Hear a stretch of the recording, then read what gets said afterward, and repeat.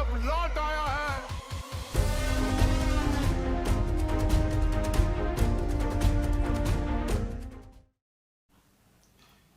India के number 1 director S Rajamouli ने बाहुबली का अपना एक इमेजिनरी वर्ल्ड बनाया है।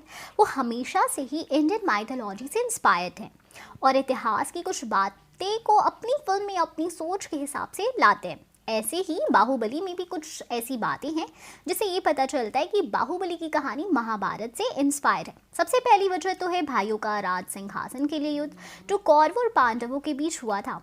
उसके बाद जब देवसेना की इज्जत का सवाल आता है तब बाहुबली सामने वाले का गला काट देता है। ऐसे ही जब द्रौपदी का चीरहरण हुआ था तब पांडवों ने महाभारत का युद्ध कर दिया था। उसके बाद तीसरी वजह है बिजल देव का किरदार, मामा शकुनी के किरदार जैसा। उसी ने भल्लाल देव को बाहुबली के खिलाफ भड़काया, जैसे मामा शकुनी दुर्योधन को पांडवों के खिलाफ करते थे। अगर हम चौथी वजह की बात करें तो वो बनती है भल्लाल देव और बाहुबली दोनों को ही राजगुरु शिक्षा देते हैं और फिर कालकेय के युद्ध के बाद ये डिसाइड होने वाला था कि कौन बनेगा महाराज। जैसे कि कौरवों और पांडवों को गुरु द्रोणाचार्य ने शिक्षा दी थी और उसके बाद जो पांचाल के महाराज के साथ युद्ध होने वाला था उसे डिसाइड होने वाला था कि हस्तिनापुर का महाराज कौन बनेगा।